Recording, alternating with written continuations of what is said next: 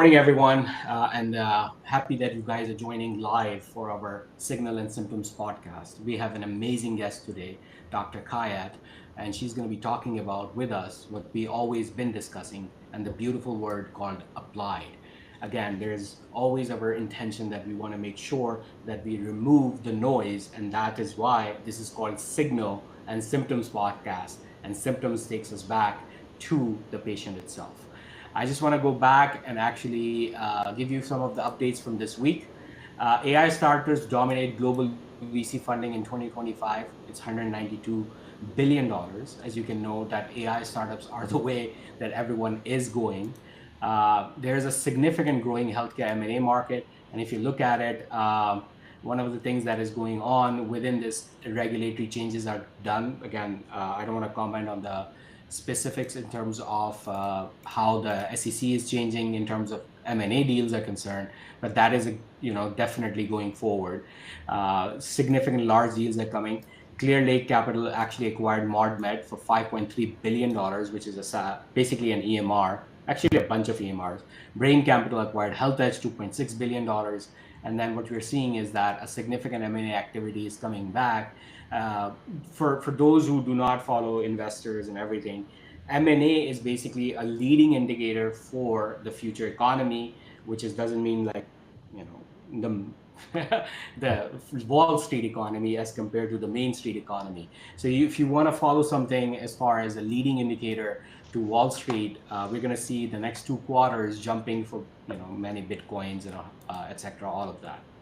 Another big raise by Assort Health. Congratulations to them, $102 million for building voice AI platform.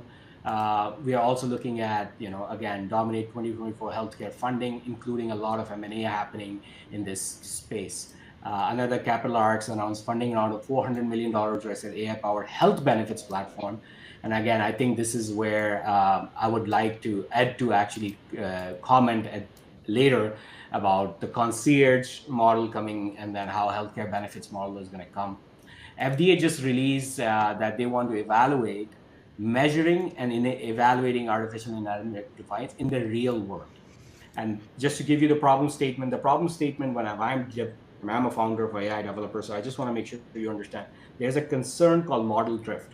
As we go through, we actually had to test 1 million images ourselves in our box to make sure that 1 million images do maintain the sensitivity and specificity, and they are finally getting the hint that we need to make sure that in the real world setting there's no model drift. So very happy about this.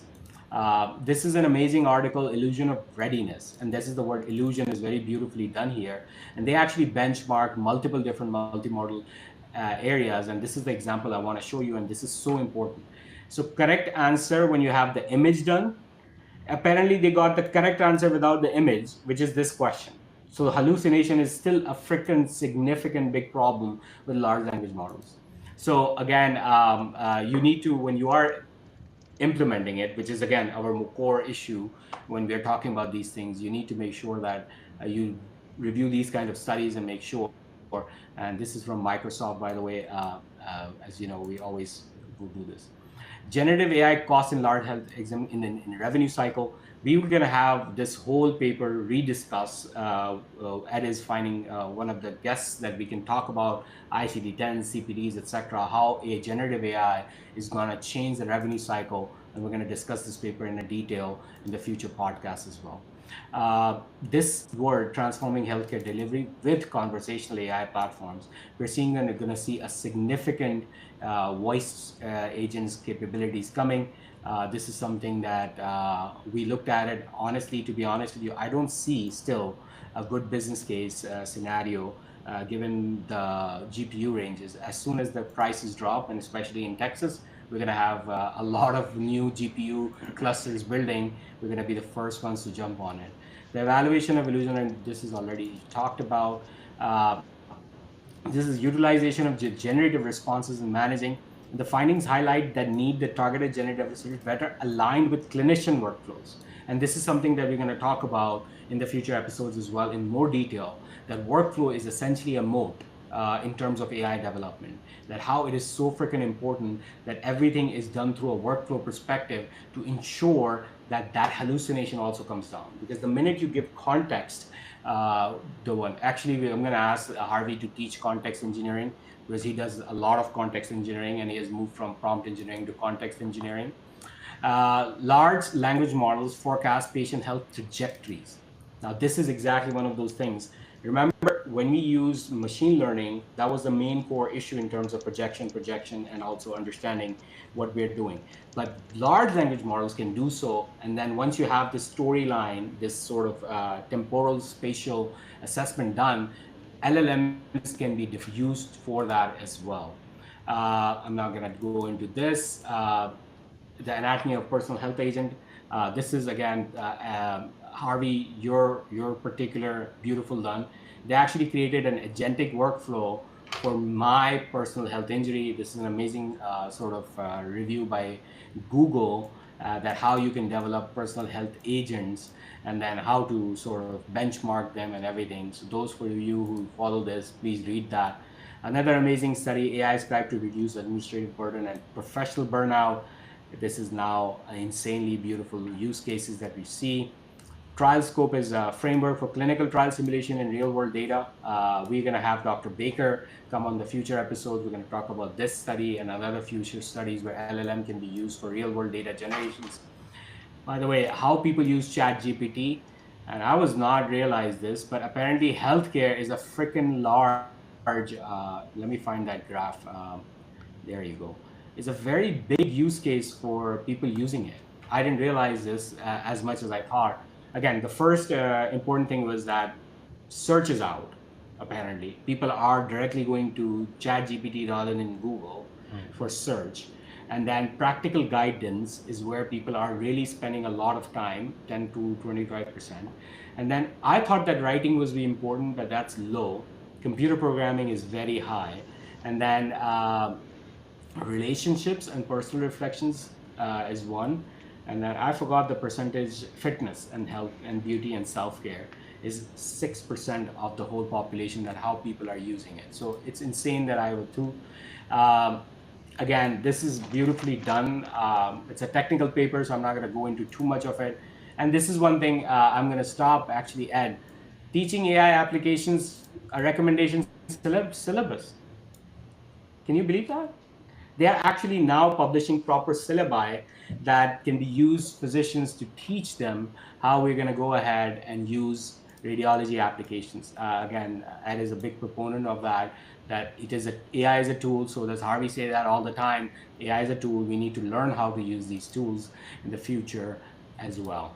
And then, of course, a big update from OpenAI. They actually released their Agent Builder, which is a visual builder, again, making agentic AI possible for very, very large audiences, because it is now a visual builder. I'm going to go ahead and let Dr. Zainab Khan, Dr. Khayat introduce herself. I'm just going to give 2 cents. I mean, she is an amazing person. She has actually done so many things. As a matter of fact, if you go through their website, you're going to see that she has done so many gigs. She's currently been involved with so many people in terms of CVS, Philips, and then right now she is part of, I'm sorry, we're AMS as the principal for that. So I'm Dr. Khayat, there it is, Chief Program Officer for Advancing Innovative Healthcare with Connected Core. She has been associated with Deloitte, Teladoc. Again, thank you so much, Dr. Khayat, for joining us.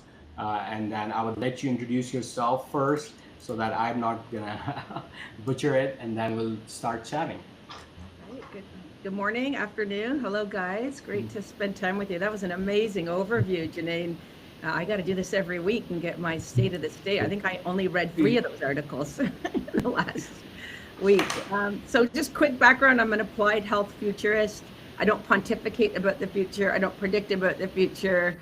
I keep a working picture based on all these trends and signals, not just technology. There's a lot also going in other domains of society that are going to affect the future of health, and to guide people, organizations, health systems on making much smarter bets today that are at least consistent with the future that's unfolding. And hopefully for some more pioneering people and organizations, the bets they're going to make today will shape the future they want. Yeah, that's what an applied health futurist does.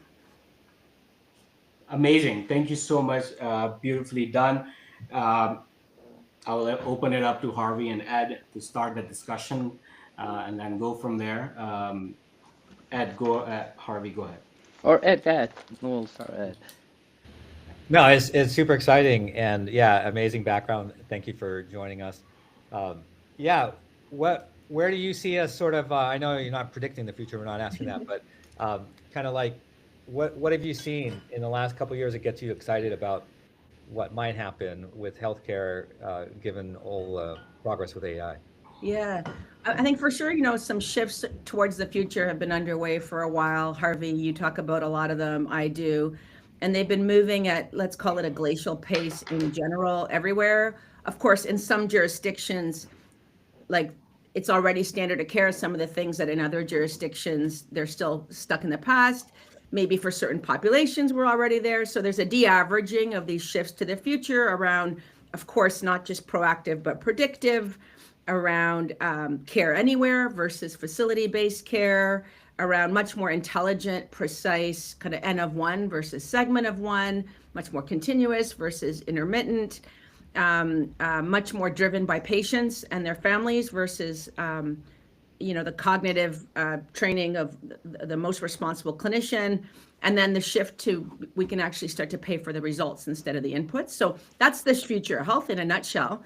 The difference, Edward, to your point, 100% is maybe two things. I think absolutely AI, both predictive, because we now, as you know, have computing power and processing speeds, like all those GPUs being built all over the world. But mostly generative AI in the hands, in my opinion, of patients. To me, that's the switch that's flipped, that's going to pull us to the future. And now it's whether or not our traditional incumbent organizations can meet patients where they're going. Well said. And then I have a question for you. Great to see you again. In general, the tide changes all the time, and and our goals of what we're saying out there changes as well.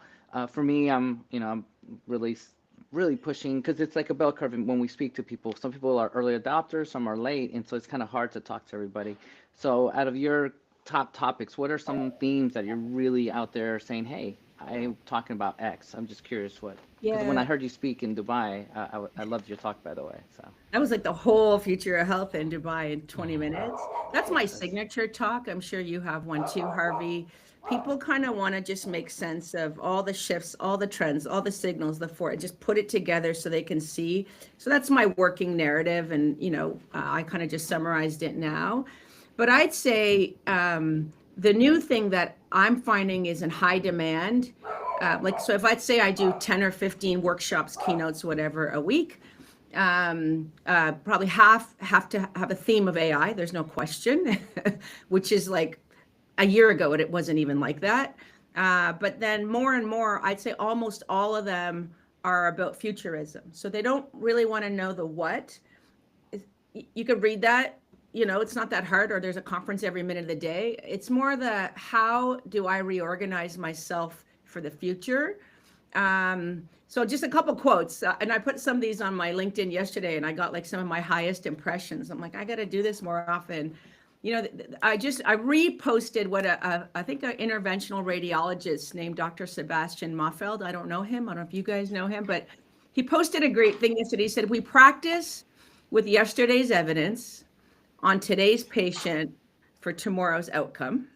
So he's kind of lamenting about this time cycle disparity, and then, in our work, the past teaches, the present tests, and the future reveals what we got right. And so it's like, that's kind of what I'm finding is in demand, this need to understand what multiple futures may unfold in my specific domain, my context, whoever I am, big company, small company, individual physician, master student, it doesn't matter. Because it's just so hard for humans to, when we're swimming in nowism, like it's everywhere. The problems of today are so bad and society's kind of crumbling. You actually biologically, your brain, your neurochemistry cannot imagine a different thing than today. Like it's a physiological thing. So that's what I've been doing a lot more of, just suspending today for a little while, maybe an hour, you know, and play a little bit, play in the future. And when we're in play mode, our brains can be so much more generative and creative. And then we can come back to the hell of today and be like, oh, I totally see possibilities. So that's been my new superpower. I didn't expect it or plan for it. It's just kind of where I'm finding the sector wants to go. Awesome. Thank you. So beautifully said. So I resonate with exactly what it is. So my problem, I'm actually a founder. So the whole idea is to apply. So I met with an amazing group of GI physicians. The GI person is on board with my products. Then we actually ended up, struggling with the EHR integration. That is done. And then patients love it because it creates an after visit summary in a plain English 6th grade level. But then I ended up meeting the C-suite. And then you know what? This was very interesting, Ed. It was insane. He said, "Can you help us develop a policy for AI?" I don't. But I was like, okay, so you want the product? Okay, great, awesome. But I also want a process for all the future products from you, because you're a company because we do radiology and everything. So we are actually a global healthcare AI factory. That's how we position ourselves. But the point was that what I'm seeing right now, and exactly what you said, Dr. Kayat, that the issue is essentially taking a pause from today to look at the future. And then organizations do not really have the bandwidth. I'm just going to be very simple. Getting all of these C-suite people to get together to meet with me took 2 months. Yep. Just that meeting. I mean, everything is done. Like, there are 15 providers have piloted it. Everything is done. Everyone's ready. So like, can we please get this? And there's a huge amount of pressure, but the organizations doesn't seem to be, moving at this stupid glacial pace. And how do we communicate this extremely important transition? And the transition was from paper charts to digital charts, which is the digital transformation. And we are moving from digital charts to AI charts, which is AI transformation. So you said one of the key phrases is that the patient is also going to be a very key pusher of this. So can you explore on both these problems? How do healthcare organizations improve a process, and how do patients actually improve the process in getting these done? Yeah, couple things. So I did do sales in health tech. So I wanted to know what that's like to understand, because I was the buyer. I was that glacial molasses, C-suite in home care of all areas. And this is what I realized. If you're truly doing entrepreneurship that is making something new that the world's never seen before, that should unlock new value, which in my view should be the only thing we do when we're doing startups and tech versus all the Me Too's. By default, you're creating a market that doesn't exist. So you need to not only do amazing at your product, Junaid, but you need to write the AI policy, do all the plumbing of all the technology, educate the staff, because that infrastructure doesn't exist, and we have a massive technical debt. So I think just give yourself some grace that is the market, and you're going to, as you know, certain customers have that infrastructure. Then the second point I'd make is maybe another customer of yours went through a workshop with Zaina on futurism, has decided that what I find normally with the C-suite I work with and their board of directors, because we don't do it without the board, because ultimately they're the boss or the CEO, they take a point of view of what % of the choices they're going to make today, whether that's their strategic plan, their operating plan, whatever, what % do they want it to be anchored in the future that they want versus today, all the problems of today, wait lists, And so if your other client did that work and already knew their point of view on what they want the GI experience to be in the 21st century, you'd have no problem. So to me, that's the answer in terms of when you're out there with your different customers, understanding, is that C-suite, like, are you already helping them achieve the vision that they've all agreed that they want? And if they haven't done that future visioning, yeah, it's going to be really, really hard. But as you know, because I've been in sales, given that you've got traction with, let's call it whatever is the department or the unit or the, lower in the organization, that's like the closest to the patient. Usually when you have a huge win, right, great results, all of a sudden the C-suite is so excited because they want to brag about it and talk about it. And so that's what you got to count on. And then it just starts to become a flywheel. Perfect. Ed, I want you to explode this with I love Ed because he's actually ex-CIO of Cleveland Clinic. He's in multiple boards, FYI, if you don't know. And then Ed, do you want to expand from your experience on that and then bring back the patient advocacy? How do I explode patient advocacy for AI? However, the product is for clinicians. But yeah, I'm taking copious notes here on the side because Zane is a rock star hitting all these really key points for everyone. And she's right about the fact that when we're coming with new solutions, especially in the brave new world of AI, no one has policies, no one has governance, all that kind of stuff. So if you come with a package for them, you can really help them be successful. And I always tell people that, like the vendors, the partners that I loved the most as I was, in a variety of roles as a CIO, were the ones that helped me and shaped me who I am today, because I was clueless. And so if I go back, 20, I'm still a little bit clueless. I'm always learning.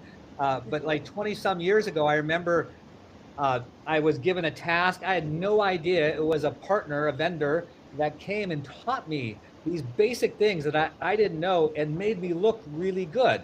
And it can be the same thing, right? You have this AI product that's going to change the world. It's going to help patients, going to help the clinician, and we get befuddled because we have all these obstacles because, right, we don't have policy, we don't have governments, whatever. But if you came and said, look, here is a set of practices that we've seen work in other organizations, that will help them look good, and they'll take that forward, and hopefully that'll speed up sort of the blockades that we all experience, especially when it comes to innovation. So I think that was a really, really good point, and something that people should really embrace and take to heart. The whole thing about empowering the patients, and that's the big difference, right? I run into it, ironically, it's and I understand why, and I'm not picking on physicians because I love physicians. I love all of you. He does pick on us. It's not true, by the way. I'm just kidding. But I've been testing the same thing that Zane is talking about, right? Like, this is different than Dr. Google or WebMD, because that was like just like a dictionary. That was like Wikipedia. This is like a whole new world, right? Predictive and at the speed of the future, and it's completely different. And so a lot of physicians that I've been speaking to, even in the last couple of weeks, they are like this. Like, I even saw them presenting at Becker's last week, and they were on panels full of physicians. And when the whole AI thing came up, they were like very cautious. But that's because how you're all trained, and I understand why. But it was arms folded, legs crossed, and it's like, and I'm saying, hey, I think maybe things are going to change radically within 3 years.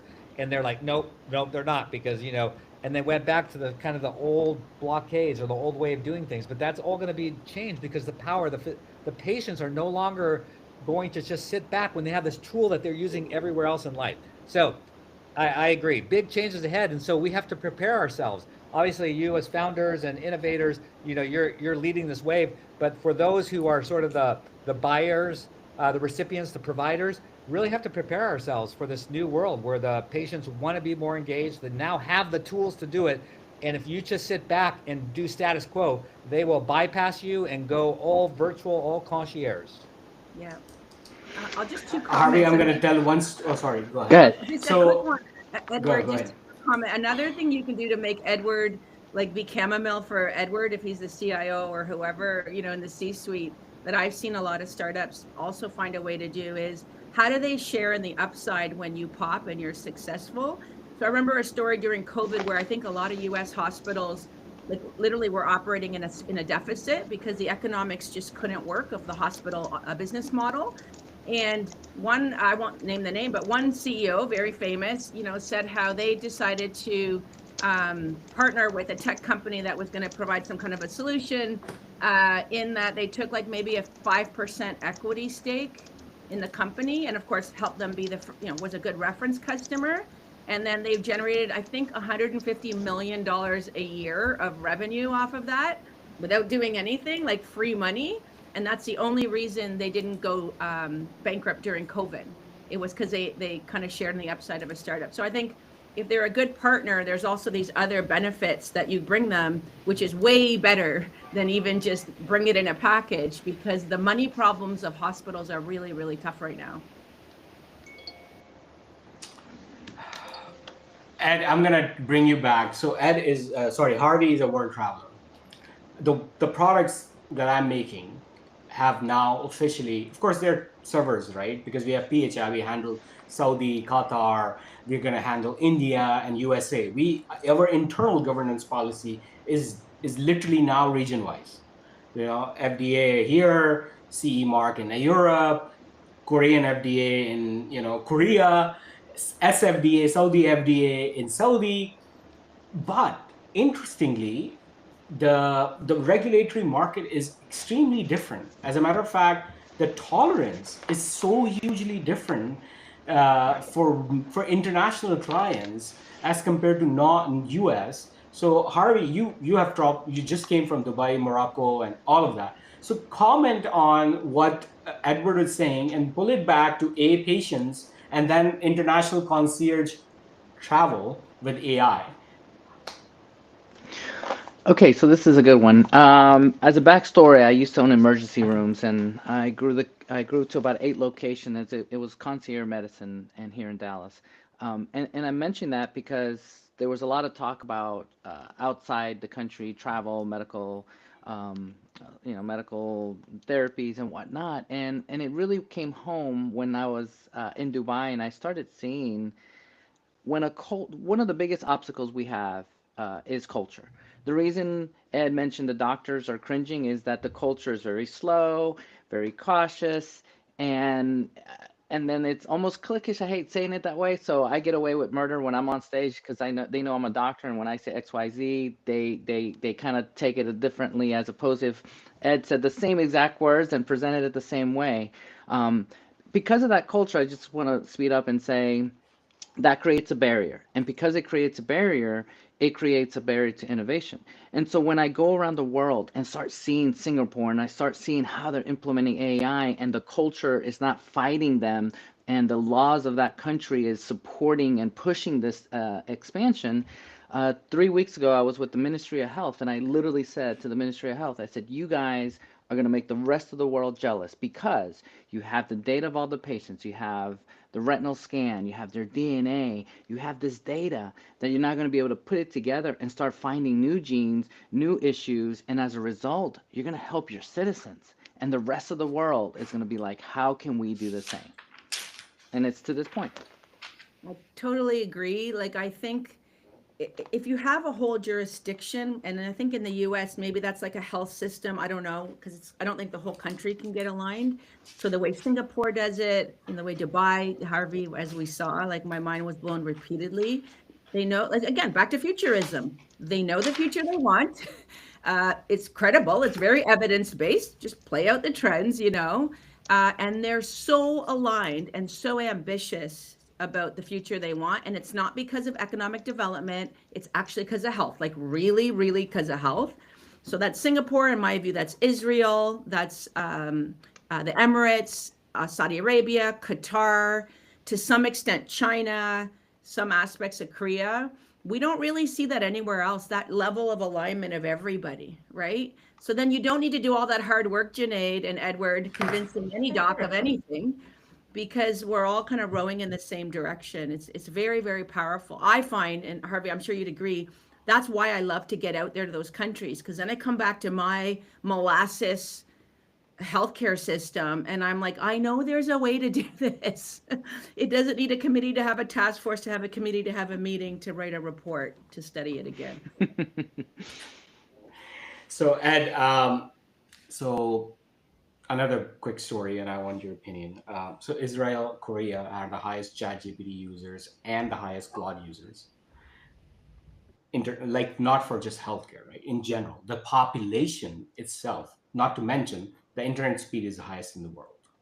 So just understanding sort of the baseline, and now we, and same thing, Dubai infrastructure is very different.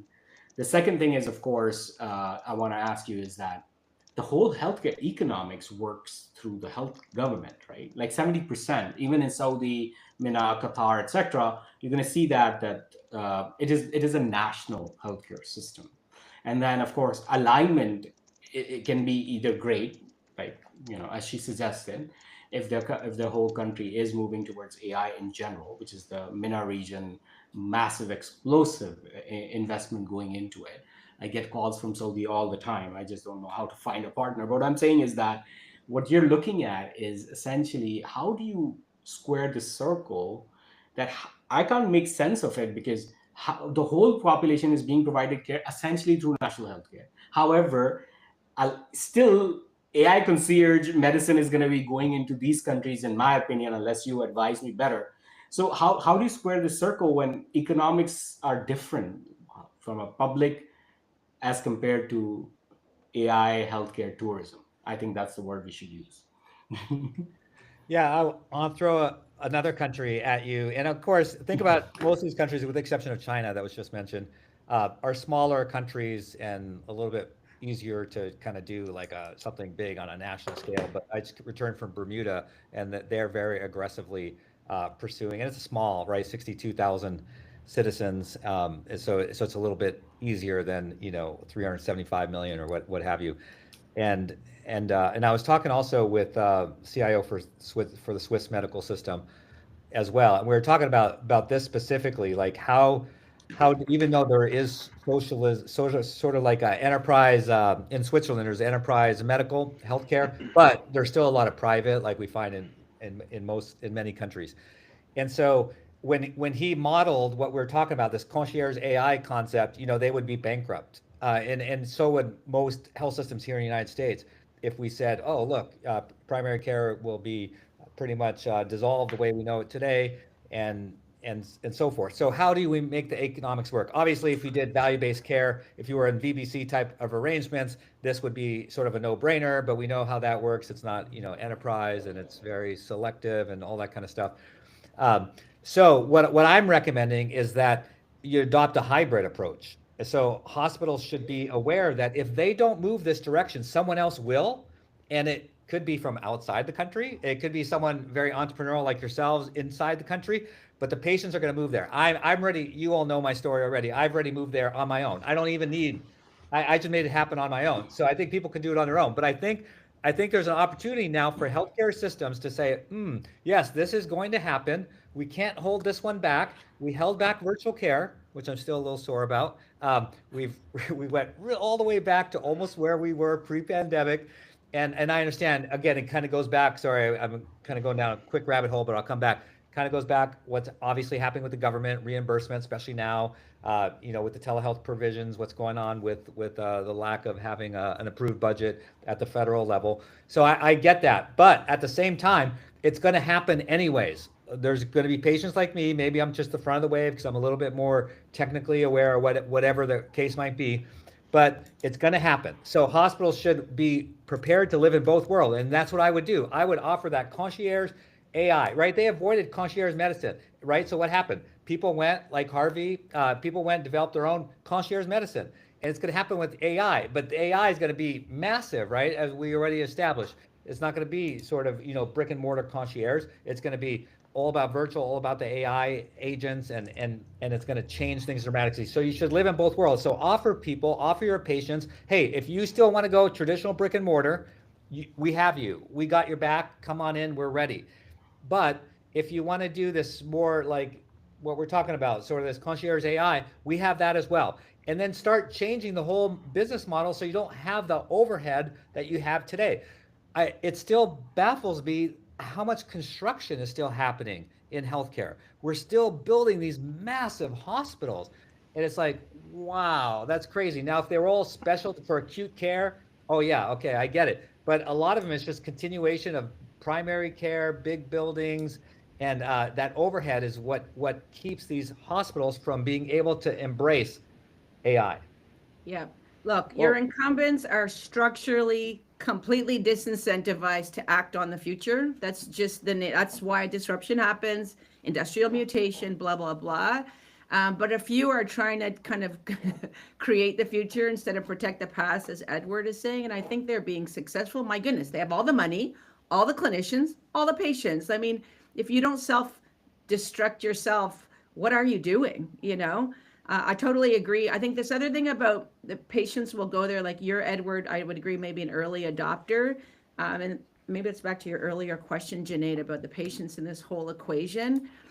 I think in the areas where the alternative is no care, and no care to me is even like a 3-day wait in an ER. That's no care, right? That's rationing, wait lists, you know, or literally no access. So I know for a while I was working with Quadrivia AI. I know Harvey, you know, you were kind of maybe involved at one point, but right, Ali Parsa's new company out of the UK that's building these kind of medical AI agents. All the medical risk is on the company, not just admin stuff.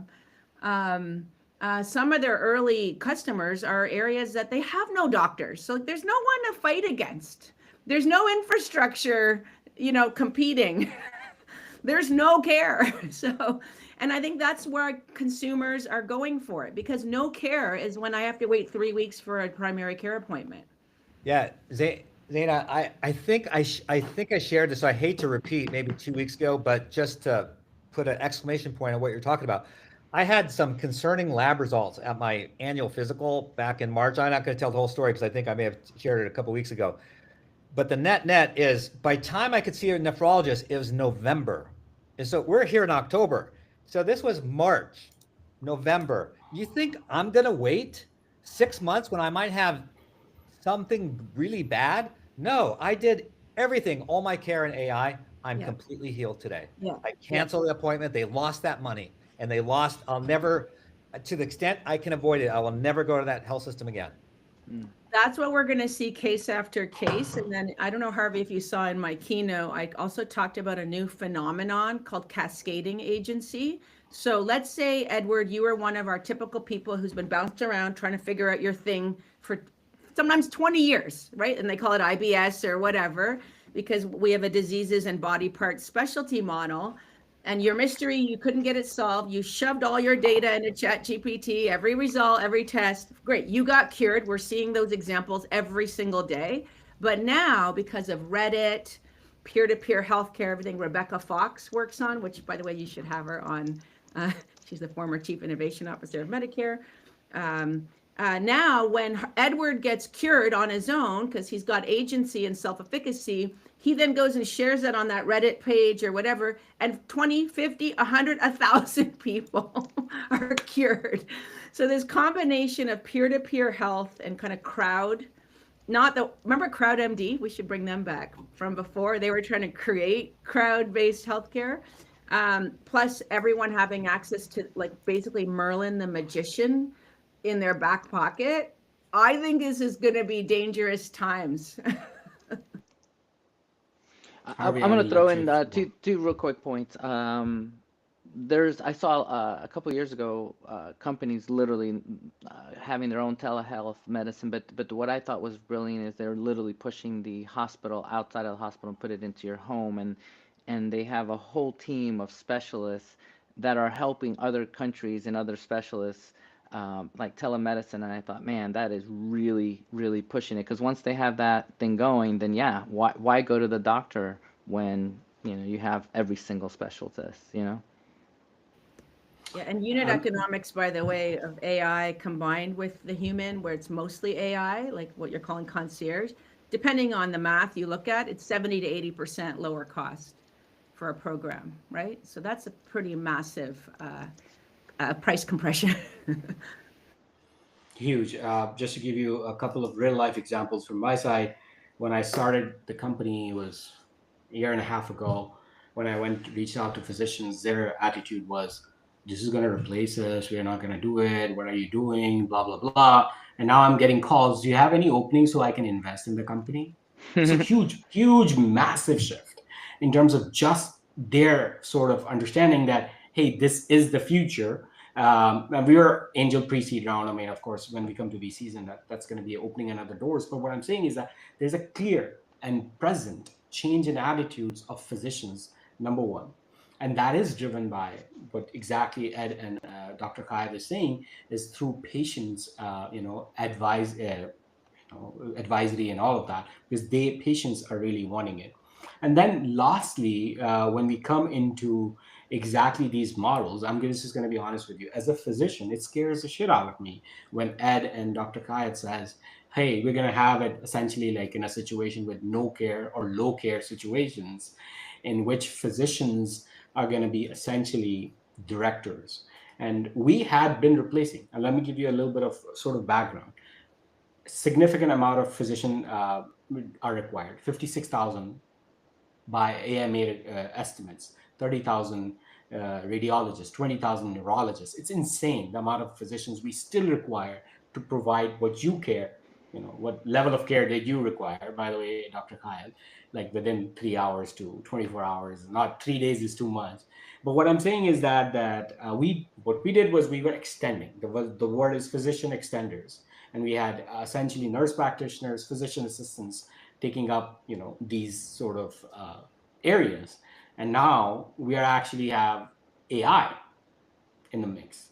And then 26 states out of the US do allow NPs. I think it's 26. Correct me, somebody, please, in the comments.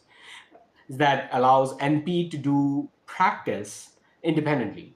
So all three of you, how does AI, NP, physician care continuum is going to change in the future?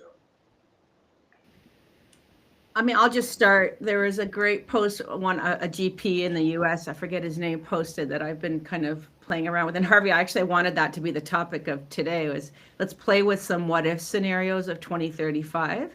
And his what if, and he, again, as a futurist, you can put the building blocks and see a scenario where this plays out. Yeah, that traditional family doctor-based primary care, it goes away because of what you said, the combination of physician extenders, nurse practitioners, nurses, physiotherapists, chiropractors, and of course, pharmacists, plus patients being the CEO of their own healthcare 80% of the time, plus AI.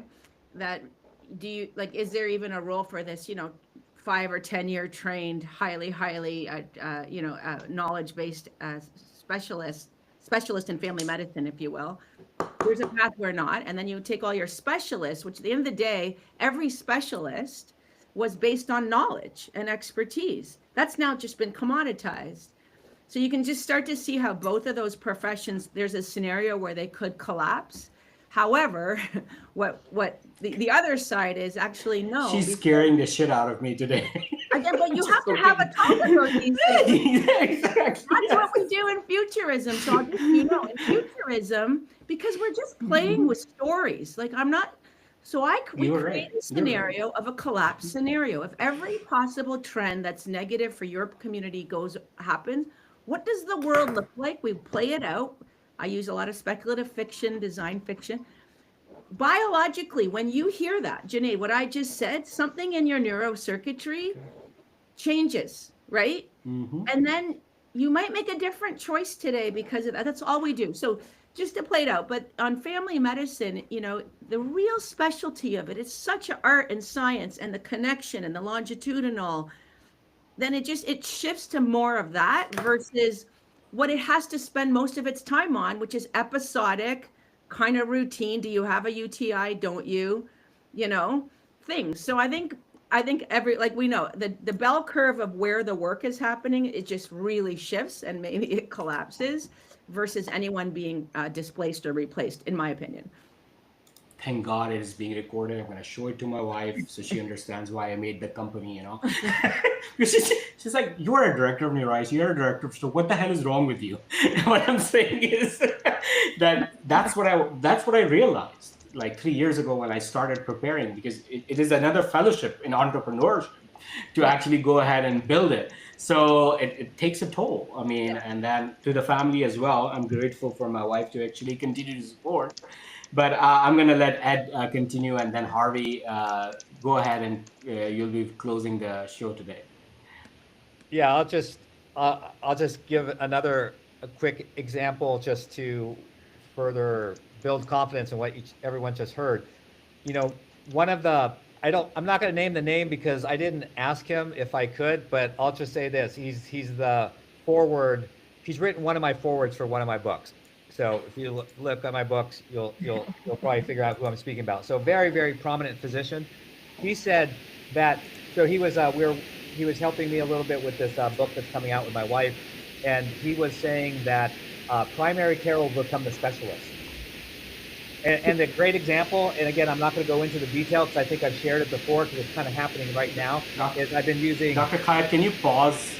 Can you mute yourself for a second? I think there's a lot. There you go. Yeah, Go so ahead. I've been using AI to take care of my knee because I don't have time to wait 8 weeks to see the orthopod, and then I don't want to be cut because I don't think, according to AI, I don't need to be cut because I put my MRI in chat, and I know I don't need to be cut. So anyways, he was saying, yeah, all of that, like I finally got the PRP shot, and I had to still go to the specialist to get it, but it could have been my primary care doc. I mean, it didn't. It's not hard. It's you spin the blood, and and I don't I mean did PRP recently. It's amazing. yeah, and I don't want anyone to take this wrong. Like my physician colleagues who I love so much, but the fact is that could have been done by my PCP. So my whole treatment could have been in 2 days, not I don't know 12, 16 weeks. All right, that's it. All right, so amazing session. Thank you so much for everyone for coming. And I do want to say this. There's a huge need in our world for better health. If there wasn't such a big need, if our system wasn't where it is today, we wouldn't be having this discussion today. And because of that, my other phrase is, we don't know what we don't know. And to Ed's point, he had a problem and he knows AI, and he knows that AI can bring in some solutions. And my worry is if we don't address this issue from a global perspective, people are going to start having some outliers of creating some situations where they may actually get hurt. So collectively, let's enjoy these conversations. Let's talk to our leaders. Let's change the rules. Let's create a culture that we talked about that will improve and promote what we're talking about today. So with that, please join us on the next episode. I would love to have you again. And thank you so much for your time, everybody.